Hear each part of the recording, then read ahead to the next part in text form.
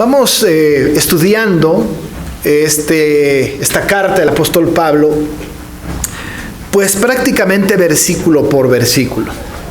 Si usted nos visita por primera vez, estamos estudiando desde el principio de año esta maravillosa carta y ahí vamos, poco a poco. No tenemos un momento específico donde terminar, sino hasta donde nos dé el libro para terminarlo. Pero hemos experimentado el gozo de saber que el apóstol Pablo le escribe a una iglesia de su tiempo y a la distancia, como hemos dicho, lectores implícitos a nosotros, acerca de la importancia que tiene el gozo en las circunstancias del creyente, sea cual sea. Hemos entendido que el apóstol Pablo está preso en Roma, en una especie de arraigo domiciliario, que tiene la posibilidad, la libertad de estar recibiendo personas que vienen y van. Pero también entendemos que él está justamente preso ahí, aun y cuando tiene ciertas libertades. De todas maneras, su condición es de preso. En estas circunstancias, él ha hablado y está diciendo a los filipenses que debe de estar el pueblo, debe de estar el creyente sumamente gozoso, cualquiera que sea su circunstancia. Incluso habla del contentamiento, que cualquiera que sea la situación, debemos estar contentos. Esto ha sido muy significativo en la historia del apóstol Pablo, particularmente en la narración que tiene a la iglesia de Filipos. Pero este gozo que el apóstol tiene no es un gozo que viene de un autoconvencimiento de su estado, no se está autoconvenciendo de que tiene que estar gozoso como un proceso psicológico tratando de desviar de su mente la situación en la que está, sino que el gozo que tiene el apóstol Pablo tiene su fundamento, tiene su raíz en Cristo Jesús. De hecho, él ha dicho, haya pues en vosotros, casi como diciendo como lo hay en mí, haya pues en vosotros este sentir que también hubo en Cristo Jesús. Y nos habló de la maravillosa exaltación y de la maravillosa humillación que el Señor experimentó cuando vino a este mundo. Y nos dice que nosotros tenemos que ser de este sentir. El apóstol Pablo entonces está tomando de su conocimiento de Dios, de su relación con Dios, está tomando este gozo y él está diciendo, estén así gozosos.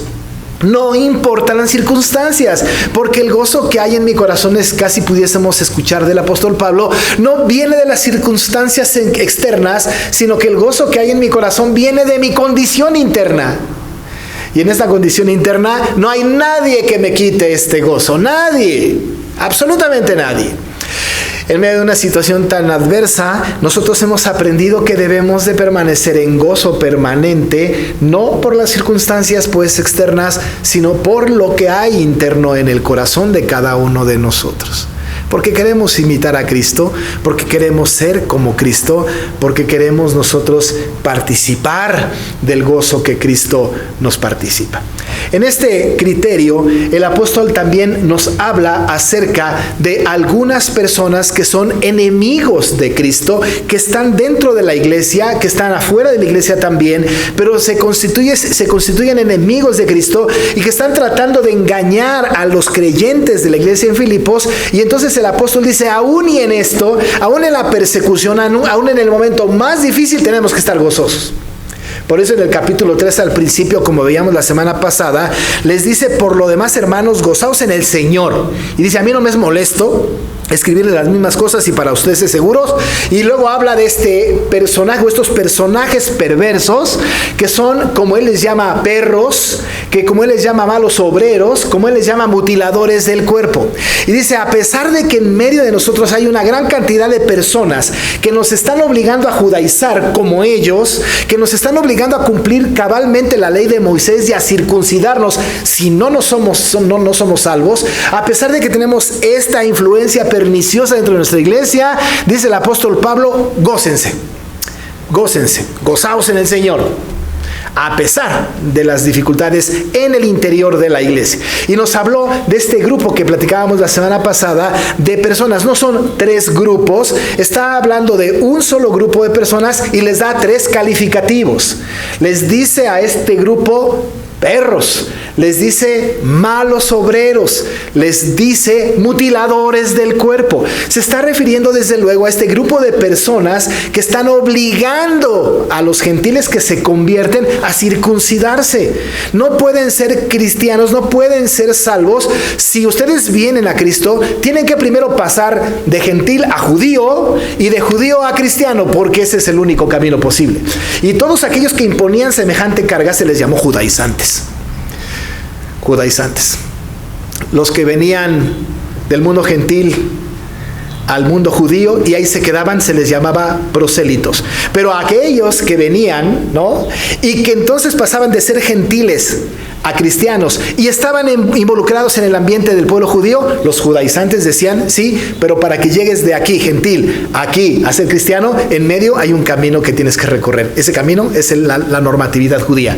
Tienes que seguir la ley de Moisés, casi que primero te tienes que convertir a judío para que te puedas convertir a cristiano.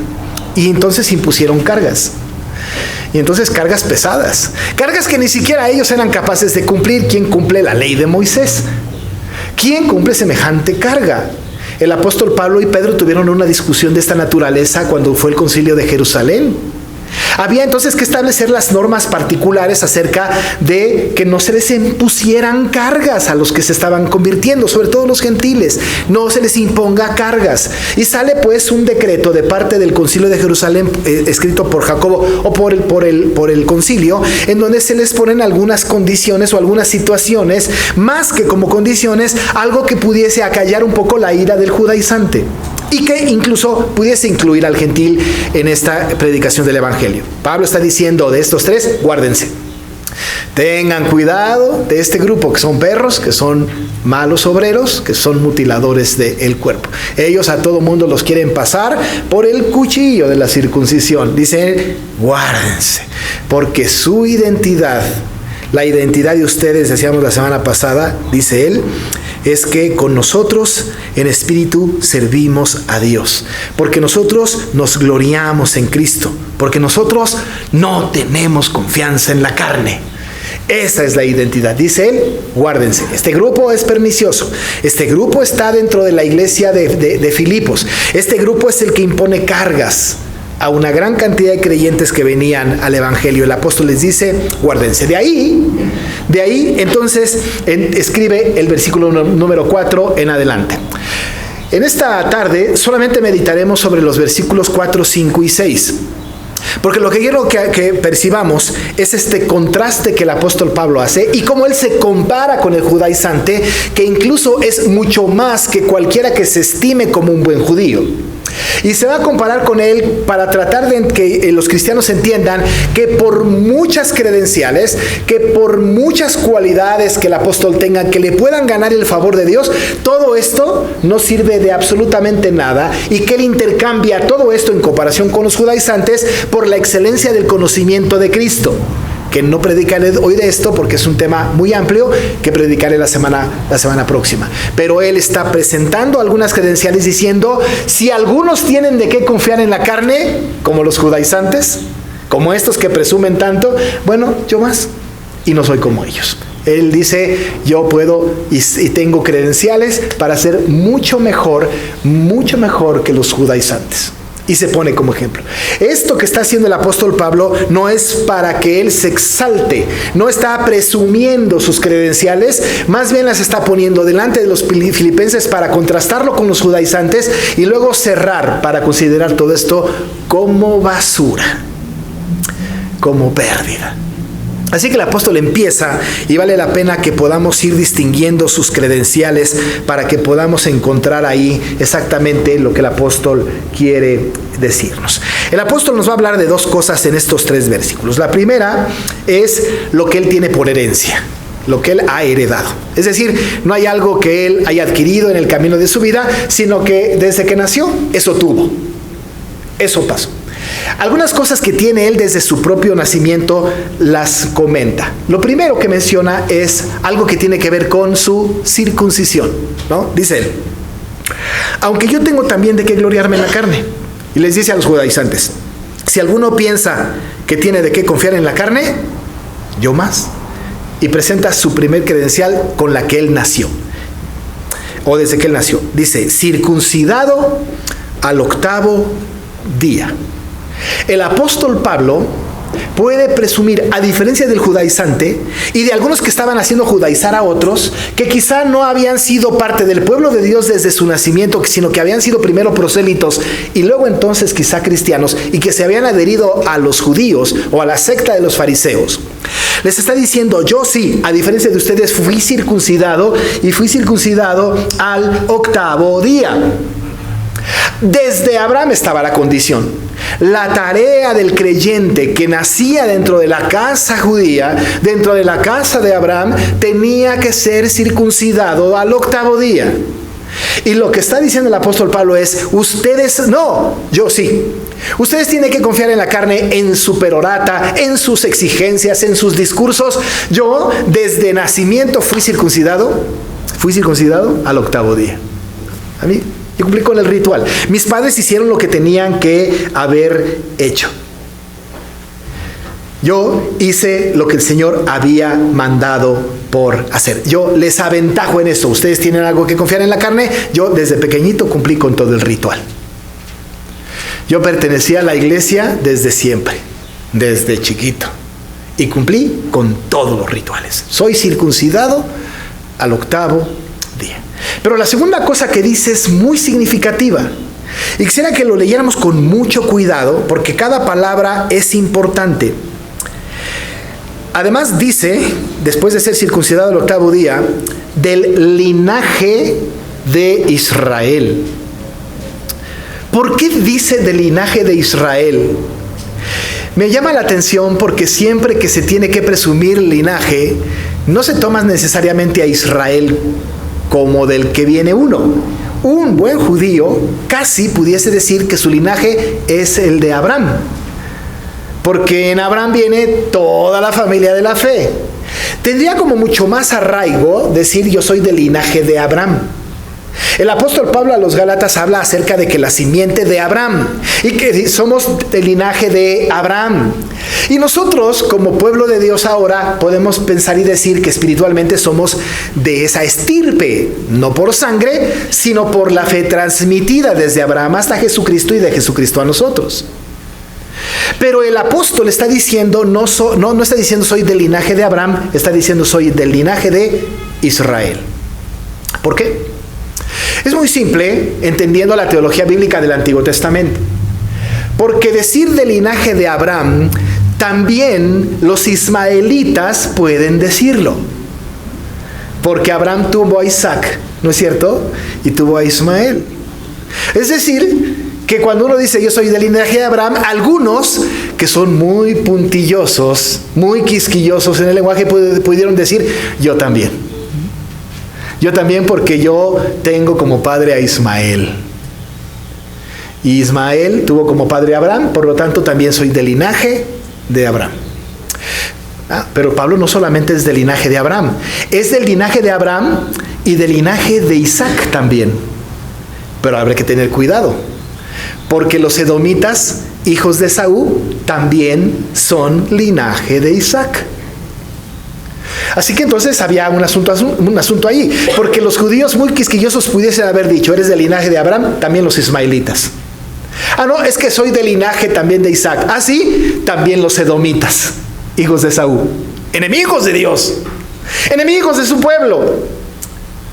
Pero cuando se conjunta la triada maravillosa de la era patriarcal, y cuando dice soy del linaje de Jacob, la cosa cambia. Porque Jacob tuvo 12. Y los 12 eran agradables ante los ojos de Dios. Hicieron un montón de cosas equivocadas. Vendieron a José en el desierto. Hicieron una barbaridad en sus vidas. Fueron desobedientes delante de su Dios. Se entregaron a los dioses cuando fueron pueblo.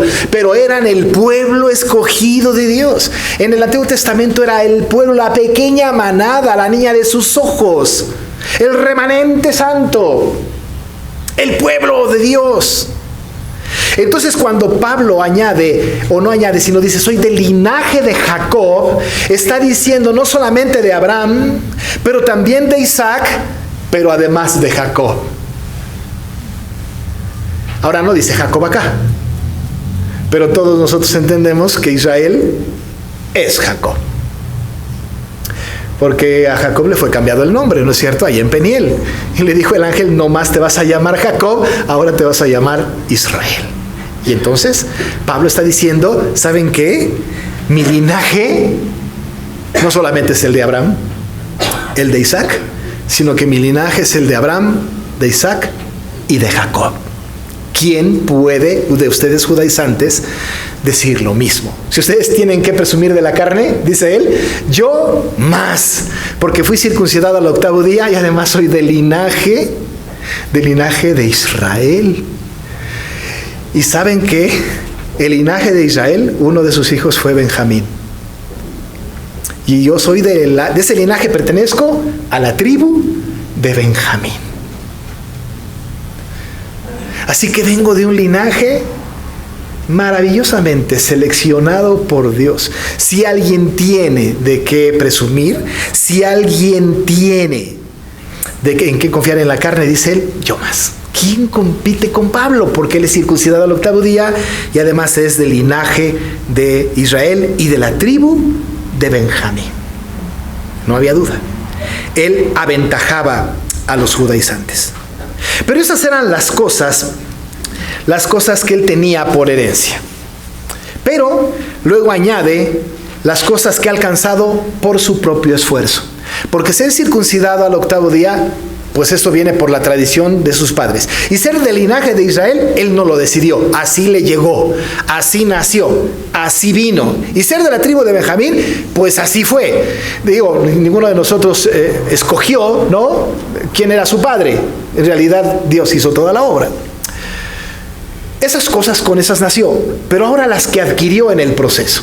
Porque muchos habrán nacido en esta condición y fueron circuncidados y eran del linaje de Israel, pero luego entonces se perdieron en el camino. O quizá no hicieron grandes logros, o quizá se preocuparon demasiado por sus circunstancias particulares y olvidaron otras cosas. Pero el apóstol tuvo empeños específicos y concretos y logró en su propia vida algunas cosas que eran para presumirse dentro del ámbito judío. Y él dice las cosas que él consiguió. Dijo él, hebreo de hebreos. Es una expresión interesante, ¿no? Hebreo de hebreos. Es como si nosotros dijéramos mexicano de mexicanos. Eso sí, está bueno. Nosotros tenemos otro dicho, ¿no? Somos más mexicanos que el chile verde. Sí, tenemos nuestras expresiones y son expresiones que nos identifican con un pueblo, con una identidad. Nos da una identidad muy buena, ¿no? Nosotros estamos orgullosos de nuestra nacionalidad y decimos, nosotros somos mexicanos, pero de mexicanos. Y la mayoría de nosotros podemos presumir que somos mexicanos de varias generaciones atrás, ¿no? De varias generaciones. Hace poco leí una estadística que hablaba acerca de la gente del Distrito Federal y que cada día es más difícil encontrar, por ejemplo, por no decir la otra palabra, pero defeños de 4ª generación, ¿no? Ya es muy difícil encontrarlos porque el bisabuelo a lo mejor era de Zacatecas y la abuela de Veracruz, pero gente chilanga, ya lo dije, de 4ª generación casi ya no se ven, ¿no? Si cualquiera de nosotros dirá, a ver, para que fuera de 4ª generación, mis papás 2 tendrían que haber nacido aquí. Los papás de ellos 2 tendrían que haber nacido aquí. Y los papás de ellos 2 tendrían que haber nacido aquí para que yo presumiera que soy de 4ª generación. Eso casi ya no hay. Pero entonces el apóstol Pablo está diciendo, yo sí. Soy tan antiguo fariseo como el más grande de los fariseos. El autor Lucas, cuando está hablando, citando al apóstol Pablo, dice en el capítulo 23, versículo 6, en el libro de los Hechos, la segunda parte del 6, dice, varones hermanos, dice Pablo, yo soy fariseo, hijo de fariseo. Está diciendo, yo sí, mi nacionalidad, mi condición, mi secta, mi antecedente es ser de los fariseos, un fariseo. Y por supuesto que esto era muy importante.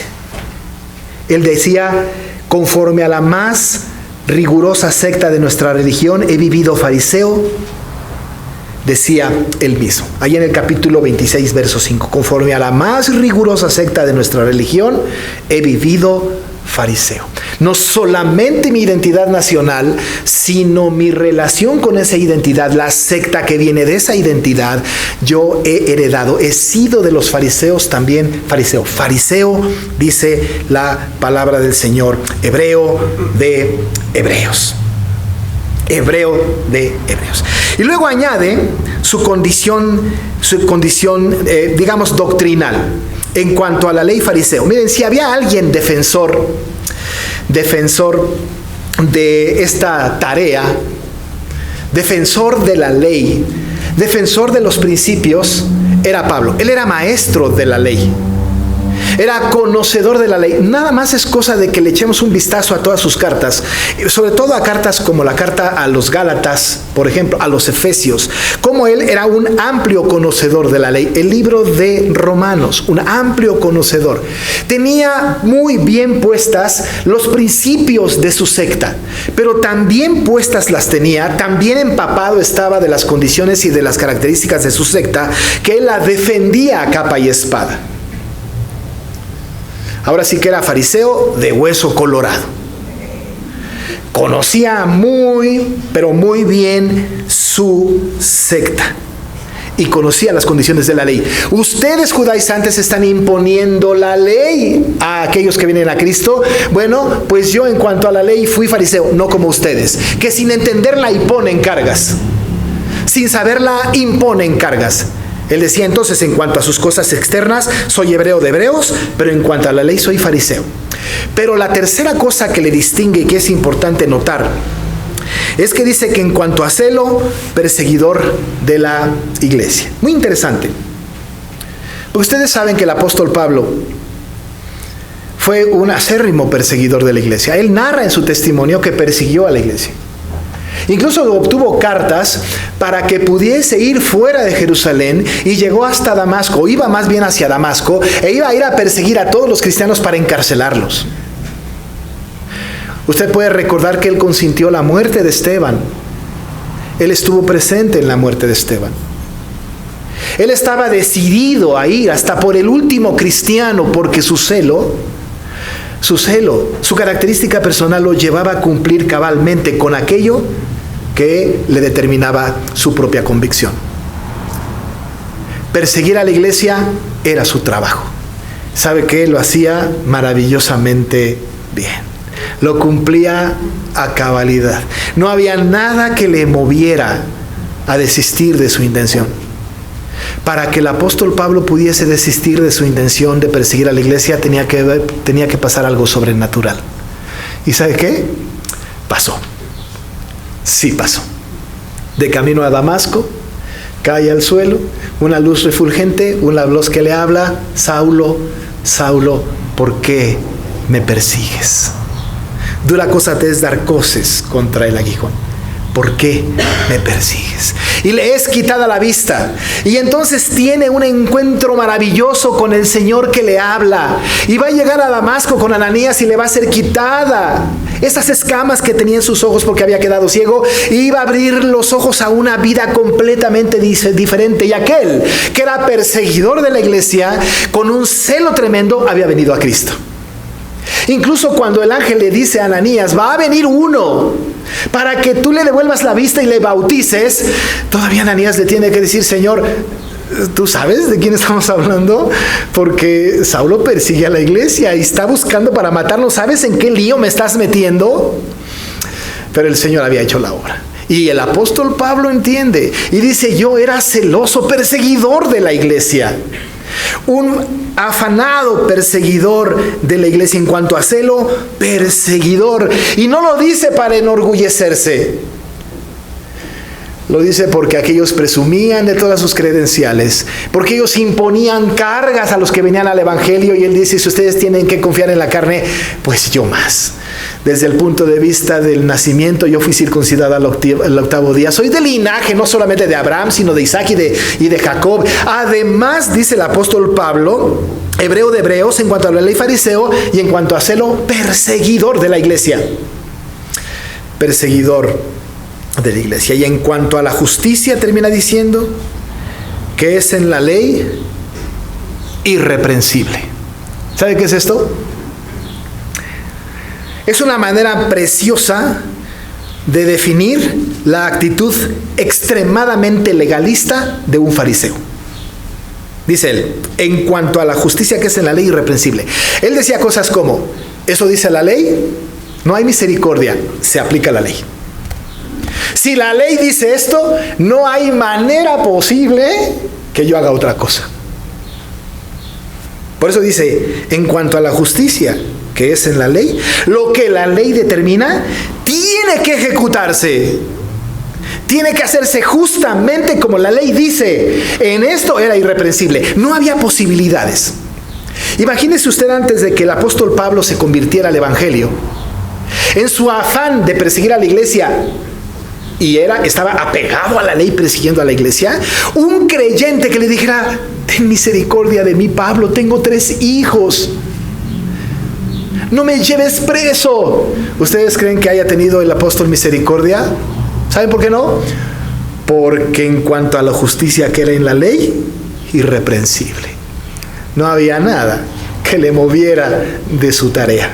Era un cumplidor irrestricto de la ley de Dios, de la ley que él defendía.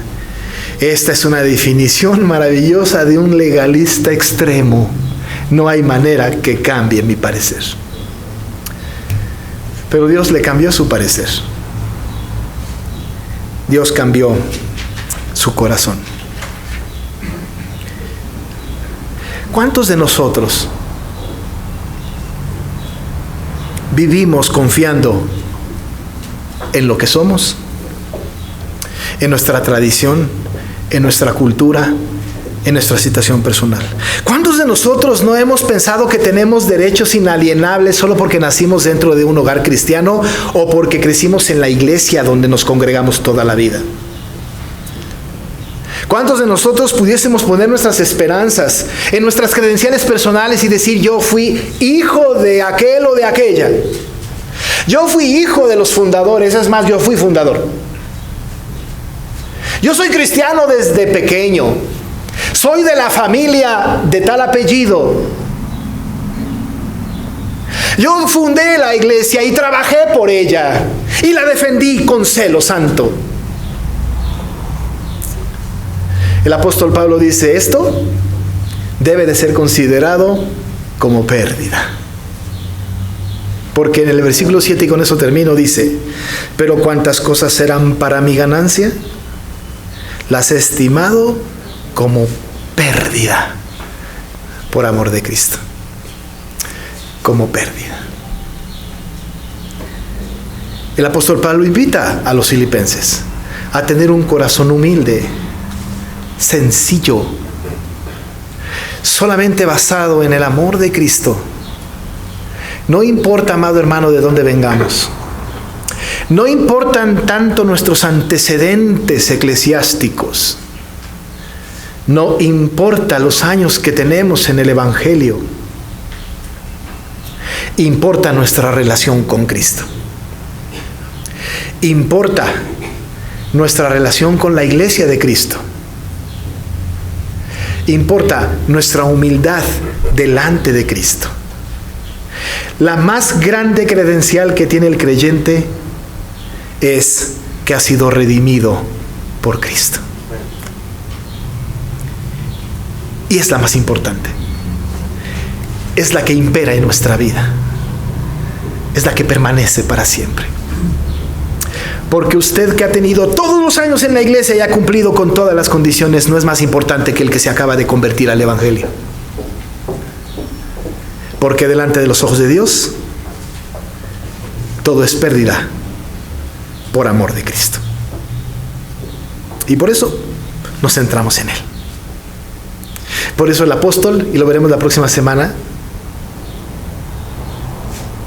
busca en lugar de sus credenciales y se va a empeñar en lugar de sus credenciales en la excelencia del conocimiento de Cristo Jesús, su Señor, por amor del cual lo ha perdido todo y lo tiene todo por basura para ganar a Cristo. Esa será nuestra actitud. Así que, amado hermano, este solamente es la primera parte del sermón que viene el próximo domingo. No puede faltar para tener el panorama completo. Pero nosotros tenemos como condición de que no importa de dónde vengamos, y no importa lo que hayamos hecho, y no importa nuestros antecedentes, lo más importante es que todo eso es basura, y lo más importante es Cristo, en el cual hemos depositado nuestra confianza, en el cual creemos, al cual amamos, al cual nos debemos y por el cual todos nosotros estamos juntos y crecemos en su gracia. Vamos a orar. Señor amoroso, el apóstol Pablo le dice a los filipenses estas cosas. Y claro que entendemos que lo está diciendo porque está contrastando con los judaizantes que imponen cargas a los cristianos. Que si porque no nacieron de tal o tal manera, de tal o cual condición, no pueden hacer tal o cual cosa. Padre, no permitas que nosotros caigamos en un error de esta naturaleza. Y que todo lo que nosotros seamos lo tengamos como pérdida, Señor, por amor de Cristo, con tal de ganar la excelencia del conocimiento de Cristo Jesús. Nuestra tarea es aprender de Cristo, es seguir a Cristo, es empeñarnos en entender lo que Él demanda para nosotros. Esta iglesia, Señor, no tiene que cuidar una reputación en su posición o en su estatus, sino que tiene que ganar una reputación de ser creyentes fervientes en Cristo. Entendiendo cabalmente la doctrina, entendiendo cabalmente tus exigencias y vivir en la gracia con el gozo que caracteriza al que es hijo de Dios. Gracias, Padre, por esto. Bendícela. Confirma tu palabra en el corazón de nosotros y dirígenos hacia tu verdad. En el nombre de Jesús. Amén.